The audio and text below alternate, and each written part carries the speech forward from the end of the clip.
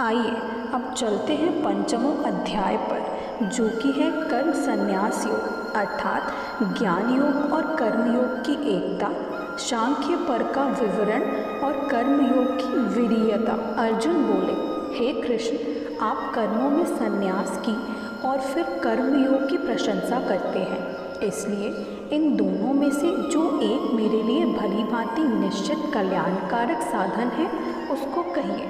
श्री भगवान बोले, कर्म संन्यास और कर्म योग ये दोनों ही परम कल्याण के करने वाले हैं, परंतु उन दोनों में भी कर्म संन्यास से कर्म योग साधन में सुगम होने से श्रेष्ठ है। हे अर्जुन, जो पुरुष ना किसी से द्वेष करता है और ना किसी की आकांक्षा करता है, वह कर्मयोगी सदा सन्यासी ही समझने योग्य है, क्योंकि राग द्वेष आदि द्वंद्वों से रहित पुरुष सुखपूर्वक संसार बंधन से मुक्त हो जाता है। उपर्युक्त संन्यास और कर्मयोग को मूर्ख लोग पृथक पृथक फल देने वाले कहते हैं, न कि पंडित जन, क्योंकि दोनों में से एक में भी सम्यक प्रकार से स्थित पुरुष दोनों को फल रूप परमात्मा को प्राप्त होता है। ज्ञान योगियों द्वारा जो परम धन प्राप्त किया जाता है, कर्मयोगियों द्वारा भी वही प्राप्त किया जाता है। इसलिए जो पुरुष ज्ञान योग और कर्मयोग को फल रूप में एक देखता है, वही यथार्थ देखता है। परंतु हे अर्जुन, कर्मयोग के बिना संन्यास अर्थात मन, इंद्रिय और शरीर द्वारा होने वाले संपूर्ण कर्मों में कर्तापन का त्याग प्राप्त होना कठिन है, और भगवत स्वरूप को मानने वाला कर्मयोगी पर ब्रह्म परमात्मा को शीघ्र ही प्राप्त हो जाता है। जिसका मन अपने वश में है, जो जितेंद्र एवं विशुद्ध अंतःकरण वाला है और संपूर्ण प्राणियों का आत्मा रूप परमात्मा ही जिसका आत्मा है, ऐसा कर्मयोगी कर्म करता हुआ भी लुप्त नहीं होता। तत्व को जानने वाला सांख्य योगी तो देखता हुआ, सुनता हुआ, स्पर्श करता हुआ, सूंघता हुआ, भोजन करता हुआ, गमन करता हुआ, सोता हुआ, श्वास लेता हुआ, बोलता हुआ, त्यागता हुआ, ग्रहण करता हुआ तथा आँखों को खोलता और मूंदता हुआ भी सब इंद्रियां अपने अपने अर्थों में बरत रही है। इस प्रकार समझकर निसंदेह ऐसा मानने की मैं कुछ भी नहीं करता हूँ। जो पुरुष सब कर्मों को परमात्मा में अर्पण करके और आसक्ति को त्याग कर कर्म करता है, वह पुरुष जल के कमल के पत्ते की भांति पाप से लिप्त नहीं होता।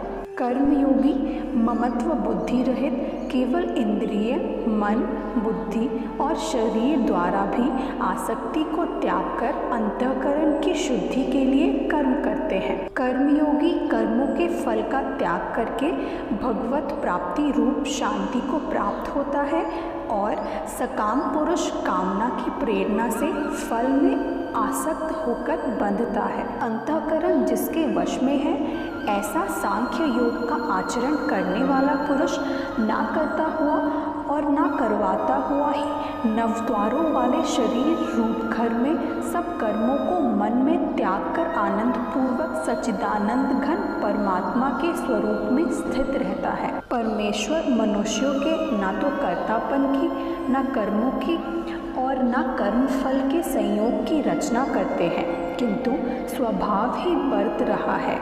सर्वव्यापी परमेश्वर भी ना किसी के पाप कर्म को और ना किसी के शुभ कर्म को ही ग्रहण करता है, किंतु अज्ञान द्वारा ज्ञान ढका हुआ है, उसी से सब अज्ञानी मनुष्य मोहित हो रहे हैं। परंतु जिनका वह अज्ञान परमात्मा के तत्व ज्ञान द्वारा नष्ट कर दिया गया है, उनका वह ज्ञान सूर्य के सदृश उस सच्चिदानंद घन परमात्मा को प्रकाशित कर देता है। जिनका मन तद्रूप हो रहा है, जिनकी बुद्धि तद्रूप हो रही है और सच्चिदानंद घन परमात्मा में ही जिनकी निरंतर एक ही भाव से स्थिति है, ऐसे तत्परायण पुरुष ज्ञान द्वारा पाप रहित होकर अपुनरावृत्ति को अर्थात मोक्ष को प्राप्त होते हैं।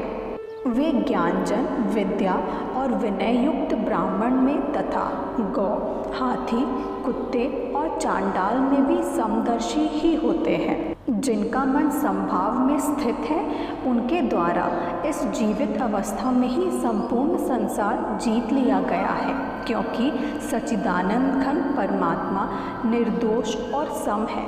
इससे वे सच्चिदानंद घन परमात्मा में ही स्थित हैं। जो पुरुष प्रिय को प्राप्त होकर हर्षित नहीं है और अप्रिय को प्राप्त होकर उद्विग्न ना हो, वह स्थिर बुद्धि, संशय रहित ब्रह्मवेता पुरुष सच्चिदानंद घन परब्रह्म परमात्मा में एक ही भाव से नित्य स्थित है। बाहर के विषयों में आसक्ति रहित अंतःकरण वाला साधक आत्मा में स्थित जो ध्यान जनित सात्विक आनंद है उसको प्राप्त होता है। उसके पश्चात वह सच्चिदानंद परब्रह्म परमात्मा के ध्यान रूप योग में अभिन्न भाव से स्थित पुरुष अक्षय आनंद का अनुभव करता है। जो ये इंद्रिय तथा विषयों के संयोग से उत्पन्न होने वाले सब भोग हैं, यद्यपि विषयी पुरुषों का सुख रूप भासते हैं तो भी दुख के ही हेतु हैं और आदि अंत वाले अर्थात अनित्य हैं। इसलिए हे अर्जुन, बुद्धिमान विवेकी पुरुष भी उनमें नहीं रमता। जो साधक इस मनुष्य शरीर में शरीर का नाश होने से पहले पहले ही काम क्रोध से उत्पन्न होने वाले वेग को सहन करने में समर्थ होता है, वही पुरुष योगी है और वही सुखी है। जो पुरुष अंतरात्मा में ही सुख वाला है, आत्मा में ही रमण करने वाला है तथा जो आत्मा में ही ज्ञान वाला है, वह सच्चिदानंद घन परब्रह्म परमात्मा के साथ एक ही भाव को प्राप्त सांख्य योगी शांत ब्रह्म को प्राप्त होता है। और जिनका जीता हुआ मन निश्चल भाव में परमात्मा में स्थित है, जिनके सब पाप नष्ट हो गए हैं, जिनके सब संशय ज्ञान द्वारा निवृत्त हो गए हैं, जो संपूर्ण प्राणियों के हित में रत है, वे ब्रह्मवेता पुरुष शांत ब्रह्म को प्राप्त होते हैं। काम क्रोध से रहित जीते हुए चित्त वाले पर ब्रह्म परमात्मा का साक्षात्कार किए हुए ज्ञानी पुरुष के लिए सब ओर से शांत परब्रह्म परमात्मा ही परिपूर्ण है।